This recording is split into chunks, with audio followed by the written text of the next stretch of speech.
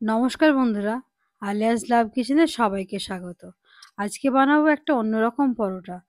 দেখুন, অনেকগুলো লেয়ার যুক্ত এই পরোটাটা খেতে কিন্তু অপূর্ব স্বাদ হয়। নোনতা, মিষ্টি, ঝাল সব রকম স্বাদ এই পরোটাটার মধ্যে পাবেন।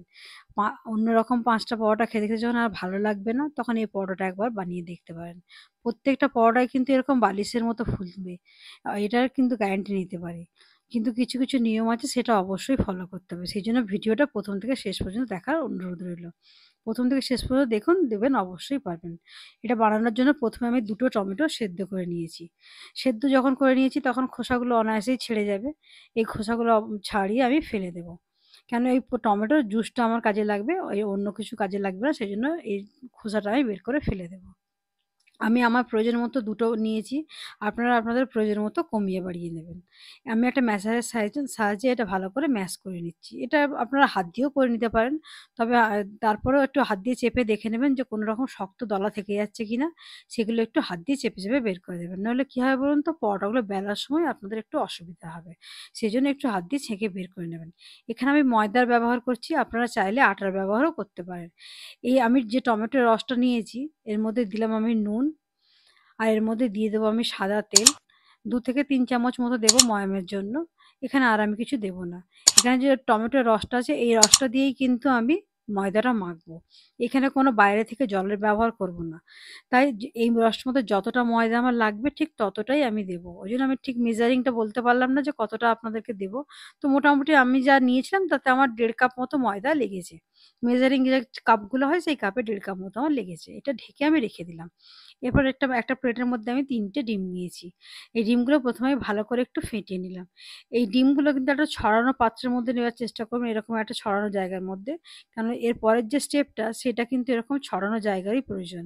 দেখুন, ডিমটা ১ম এ একটু ফেটে নিলে আপনাদের কাজটা সুবিধা হবে। এর মধ্যে দিয়ে দিলাম একটু স্বাদ মতো নুন। এরপর এখানে দিয়ে দেবো আমি কাঁচা লঙ্কা কুচি। এখানে আমি ৩-৪ টে কাঁচা লঙ্কা নিয়েছি। আপনারা আপনাদের স্বাদ মতন লঙ্কাটা কমিয়ে বাড়িয়ে নেবেন। এর মধ্যে দিয়ে দিলাম আমি হাফ সরু করে মিহি করে কুচানো কাঁচা পেঁয়াজ। এখানে পেঁয়াজটা অর্ধেক দিলেই হয়ে যাবে। ১ মুঠো মতো আমি দিলাম এখানে ধনেপাতা কুচি। এখানে আর মোটামুটি এখানে আর আমার কিছু লাগবে না। এটা ভালো করে মিক্স করে নেবেন। দেখুন, এগুলো দিয়ে দেওয়ার পর কিন্তু ডিমটা ভালো করে ফেটানো যেত না। ওইজন্য অবশ্যই চেষ্টা করবেন যে ডিমটা সবার আগে ফেটিয়ে নেবার। এরপর দেখবো আমার আর ময়দাটা রেস্ট হয়ে যাবার পর যে ময়দাটা আমার কিরকম হয়েছে। ময়দাটা আমার ঠিকঠাক হয়ে গেছে। এরপর এখান থেকে আমি লেচি কেটে নিলাম। যে ময়দাটা আমি রেখেছিলাম সেটা থেকে মোটামুটি আমার ৪ টে লেচি বেরিয়েছে। এরপর আমি পরোটাগুলো এখানে বানিয়ে নেব। পরোটাগুলো বানানোর জন্য ১ম এ আমি একটা লেচি নিয়ে একটু ময়দার সাহায্যে আমি লেচিটা বানিয়ে নিচ্ছি পরোটাটা। কেউ চাইলে তেল দিয়েও বানাতে পারেন। তবে আমার সুবিধা হয় ময়দা দিয়ে, আমি তাই ময়দা দিয়ে বানালাম।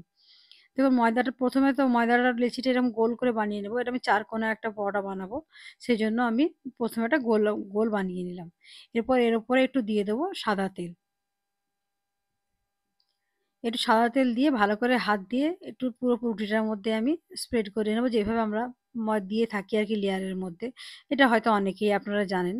এর মধ্যে দিয়ে দেবো একটু শুকনো ময়দা, আটা বা ময়দা যেটা দিয়ে আপনি করছেন। দিয়ে যেভাবে এইভাবে যে ভাঁজটা আমি করছি এইভাবে আপনারা ভাঁজটা করে নেবেন। তবে তেলের ওপর যদি শুকনো ময়দাটা দেওয়া হয় না, তাহলে লেয়ারগুলো কিন্তু খুব সুন্দরভাবে খুলে যায়। একদিন করে দেখবেন, দেখবেন তখন বুঝতে পারবেন যে হ্যাঁ, আমরা অনেকে হয়তো শুধু তেল দিয়ে করি, তখন কিন্তু লেয়ারগুলো সুন্দরভাবে খোলে না অতটা। কিন্তু যদি আপনারা তেল দেওয়ার পর যদি শুকনো ময়দাটা বা আটাটা দিয়ে দেন, তাহলে লেয়ারগুলো কিন্তু খুব সুন্দরভাবে খোলে।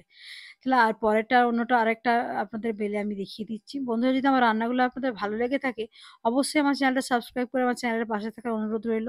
পাশে থাকা বেল বাটনটা অবশ্যই অন করে দেবেন, যাতে আমার আপলোড করা যেকোনো ভিডিও সবার ১ম এ আপনার কাছে পৌঁছে যেতে পারে। ভিডিওগুলো লাইক, শেয়ার করবেন। কোনো জিজ্ঞাসা থাকলে অবশ্যই কমেন্ট করবেন। ওই একই রকমভাবে আবার কিছুটা তেল দিয়ে ওপর থেকে কিছু শুকনো ময়দার গুঁড়ো ছড়িয়ে আমি একই রকমভাবে এটা আমি ভাঁজ করে নেব। এরপর পরের স্টেপে যেভাবে ভাঁজটা করে দেখাচ্ছি সেইভাবে দেখুন যে এরপরে কিভাবে, মানে আমরা সবাই জানি মোটামুটি চার করার পরোটা কিভাবে বেলতে হয়, সেইভাবেই আমরা এটা বেলে নেব। বেলে নেবার পর বেলে নেবার পরে যে বেলা হয়ে গেছে, এরপর আমি ডিমের গোলার মধ্যে এইভাবে যেই ডিমের গোলাটা বানিয়ে রেখেছিলাম সেইভাবে এটা চুবিয়ে নিলাম। চুবিয়ে নিয়ে আমি প্রথমে একটা ফ্রাইং প্যানের মধ্যে সাদা তেল গরম করতে দিয়ে রেখেছিলাম কিছুটা পরিমাণ 2-3 চামচ। সেটার উপরে ডাইরেক্ট এটা দিয়ে দিলাম। যেহেতু ডিম দেওয়া আছে শুকনো তাওয়ায় কিন্তু এটা দেওয়া যাবে না, তেল দিয়েই কিন্তু দিতে হবে। দিয়ে ওপরে কিছুটা এই যে ডিমের যে গোলাটা আছে একটু দিয়ে দেবো, তাহলে কি পেঁয়াজ ধনে পাতাটা থাকবে, এটা ডিমের গোলাটাও আসবে, দেখতে ভালো লাগবে। কিন্তু প্রথমেই বলে রাখি, এই পরোটাগুলো কিন্তু একদম ছোট গ্যাসে একদম সিম আঁচে ভাজতে হবে, নইলে কিন্তু যেহেতু ওপরে ডিমটা আছে ডিমটা লাল হয়ে যাবে, পুড়ে যাবে, ভেতরে পরোটাটা কিন্তু আপনার সেদ্ধ হবে না, তখন কিন্তু জিনিসটা কাঁচা থেকে যাবে, তখন সেটা খেতে কিন্তু ভালোও লাগবে না, শরীরের জন্যও ভালো হবে না। দেখুন একটা দিক মোটামুটি আমার লাল হয়ে গেছে, আর একটা দিক আমি ওই জন্য উল্টে দিলাম। দেখুন পরোটাটা আমার সুন্দরভাবে ভাজা হয়ে গেছে, বুঝতেই পারছেন যে গোল্ডেন একটা কালার এসে গেছে, এরকম হয়ে গেলে আমি কিন্তু উঠিয়ে নেব। এবার পরপর কয়েকটা পরোটা আমি ভেজে নিচ্ছি, ভেজে নিয়ে আপনাদের কাছে ফিরে আসছি। আমি আবার তার মধ্যে আরেকটু তেল দিয়ে দিলাম, যেহেতু তেলটা আমার কমে গেছে, পরে আরেকটা দিয়ে দিলাম আমি, দিয়ে এইভাবে বাকিগুলো আমি সব করে নেবো। একটু করে যে ডিমের গোলাটা আছে ওপরে দিয়ে দেবো, যাতে ধনে পাতা পেঁয়াজ এগুলো দেখতে পাওয়া যায়, দেখতে সুন্দর লাগবে। তবে নাহলে ধরুন ডিমের গোলাটা না দিলে কিন্তু এই জিনিসটা পরোটাটা এরকম সুন্দর হবে না, যেটা আপনি ডুবিয়ে যদি শুধু দিয়ে দেন তাহলে কিন্তু এরকম সুন্দর হবে না। ওপরে অবশ্যই আপনাকে একটু এটাভাবে ছড়িয়ে দিতে হবে, এভাবে দিয়ে করবেন, দেখবেন খুব সুন্দর হবে। প্রত্যেকটা পরোটাই দেখবেন সুন্দর বালিশের মতো ফুলে উঠবে, দেখেই বুঝতে পারছেন যে প্রত্যেকটা পরোটাই কিন্তু ফুলে ফুলে উঠছে। যেহেতু আপনি ময়দাটার ওই লেয়ারের মধ্যে দিয়েছিলেন তেলের ওপর, সেই জন্যই কিন্তু এটা ফোলা। যদি শুধু তেল দিয়ে করতেন তাহলে কিন্তু এত সুন্দরভাবে প্রত্যেকটা ফুলতো না, হয়তো ফুলতো একটা দুটো ফুলতো, সবগুলো কিন্তু ফুলতো না। আশা করি আপনাদের জিনিসটা আমি বোঝাতে পেরেছি।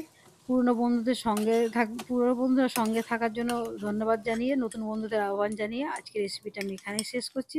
সুস্থ থাকবেন, ভালো থাকবেন, আবার ফিরে আসবো নতুন কোনো একদিন অন্য ভিডিও নিয়ে।